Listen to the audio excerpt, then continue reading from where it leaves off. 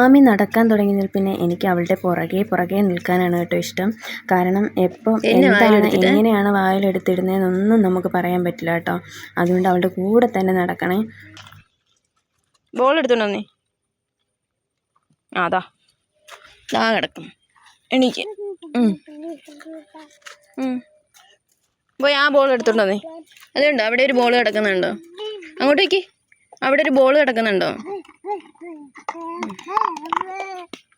അതാ പോയി. ഒരു കുഞ്ഞ് ജനിക്കുമ്പോൾ ഒരു അമ്മയും കൂടിയാണല്ലോ ജനിക്കുന്നത്. പുതിയൊരു ലോകം തന്നെ നമുക്ക് വേണ്ടിയിട്ട് കാത്തിരിക്കുന്നുണ്ടല്ലേ. അവിടെ നിന്നാണ് എല്ലാത്തിനും തുടക്കം. ഇവളുണ്ടായതിൽ പിന്നെ ഞാൻ ഓരോ കാര്യങ്ങൾ പഠിച്ചുകൊണ്ടിരിക്കുകയാണ് കേട്ടോ. അവളെ എങ്ങനെയാണ് മാനേജ് ചെയ്യേണ്ടത്, എങ്ങനെയാണ് അവളുടെ കാര്യങ്ങളൊക്കെ എങ്ങനെയാണ് ചെയ്യേണ്ടതെന്നും കൂടെ ഞാൻ പഠിച്ചുകൊണ്ടിരിക്കുകയാണ് കേട്ടോ. ശരിക്കും പറഞ്ഞാൽ ഒരു തരത്തിൽ പറഞ്ഞാൽ അവളെന്നെ പഠിപ്പിക്കുകയാണെന്നും കൂടെ പറയാം.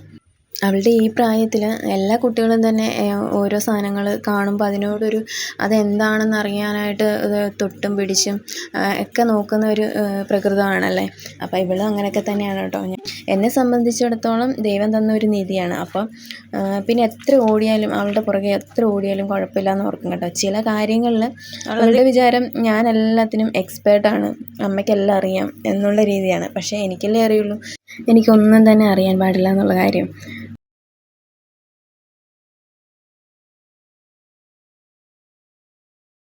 ബോൾ എടുത്തേ പോ, നമുക്ക് ബോൾ കളിക്കാം. പൊക്കോ ബോൾ എടുത്തുണ്ടോ? ബോൾ എടുത്തുണ്ടോ? ഓടിയോ ഓടിപ്പോയി ബോൾ എടുത്തോണ്ടോ. ഓടിച്ചല്ലോ വേഗം അമ്മയ്ക്ക് കൊണ്ടുത്താ. ഓടിയോ വീടുക്കി. ഇവിടെ കണ്ണൂർ ഇടയ്ക്കിടയ്ക്ക് മഴ പെയ്യുന്നുണ്ടെങ്കിലും ഇടയ്ക്കൊന്ന് തെളിയും കേട്ടോ. അപ്പോൾ ചെറിയൊരു വെയിൽ വന്ന് നിൽക്കും. അപ്പം ആ സമയത്താണ് നമ്മൾ നടക്കാൻ വേണ്ടിയിട്ടൊന്ന് പുറത്തേക്ക് ഇറങ്ങുന്നത്. ആ ഒരു 10 മിനിറ്റൊക്കെ ഉണ്ടാവുള്ളൂ. എന്നാൽ തന്നെയും ഒരു ചെറിയ വെയിലൊക്കെ തെളിയാറുണ്ട്. പക്ഷേ ആ സമയത്താണ് നമ്മൾ ഇവളെയും കൊണ്ട് ഒന്ന് പുറത്തേക്ക് ഇറങ്ങിയിട്ട് ഇതുപോലെ പന്തൊക്കെ കളിപ്പിച്ച് ഇങ്ങനെ ഇരിക്കാറുള്ളത്. അവൾക്കും ഒരു എൻ്റർടൈൻമെൻറ്റൊക്കെ ആവും. പിന്നെ നമുക്കും ഒരു ബോറടിയൊക്കെ മാറുമല്ലോ എന്ന് വിചാരിച്ചിട്ടാണ് കേട്ടോ. അങ്ങനെ കളിയും എല്ലാ പരിപാടിയും കഴിഞ്ഞ് കഴിയുമ്പോഴത്തേക്കിനും നമുക്കൊന്ന് കുളിക്കണം എന്നുണ്ടാവും കേട്ടോ. ആ ഒരു സമയമാകുമ്പോഴത്തേക്കിനും അവൾ തന്നെ പറയും കുളിക്കാനുള്ള ഒരിതൊക്കെ അടവൊക്കെ കാണിച്ചു തുടങ്ങും കേട്ടോ. വെള്ളത്തിലിറങ്ങാനും വെള്ളത്തിൽ കളിക്കാനും ഒക്കെ ഉള്ളൊരു അടവൊക്കെ ആൾ സ്വയം കാണിക്കും. അപ്പം നമ്മൾ മനസ്സിലാക്കിക്കൊള്ളണം. പിന്നെ ഒരു 10 മണിയൊക്കെ ആകുമ്പോഴത്തേക്കിനും ഞാൻ എപ്പോഴും കുളിപ്പിക്കാറുണ്ട്. ആ കുളിപ്പിച്ച് കഴിയുന്ന ആ സമയം തന്നെ അവൾ ഉറങ്ങാറുമുണ്ട് കേട്ടോ. ഒരു 2 മണിക്കൂറത്തേക്ക് സുഖമായിട്ട് കിടന്നുറങ്ങുവേ. അപ്പം ചെറിയ വീഴ്ചകളൊക്കെ ഉണ്ടാവുമെങ്കിലും അതൊക്കെ വലിയ കാര്യമായിട്ട് എടുക്കാറില്ല കേട്ടോ.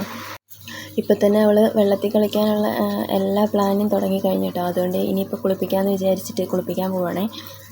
അപ്പോൾ ഇതിൽ കുറച്ച് നേരം ഇരുന്ന് വെള്ളത്തിൽ കുറച്ച് കളിച്ചൊക്കെ കഴിഞ്ഞിട്ടാണ് കേട്ടോ കുളിക്കുക. അപ്പം നമ്മുടെ വീഡിയോസൊക്കെ ഇഷ്ടപ്പെടുകയാണെങ്കിൽ ഒന്ന് സപ്പോർട്ട് ചെയ്യണം, സബ്സ്ക്രൈബ് ചെയ്യണം, അതുപോലെ തന്നെ കമൻറ്റ് ചെയ്യണം, ലൈക്ക് ചെയ്യണം.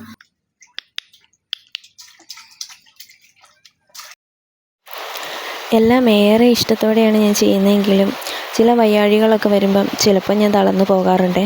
എന്നാലും നമുക്കങ്ങനെ വിട്ടുകൊടുക്കാൻ പറ്റില്ലല്ലോ.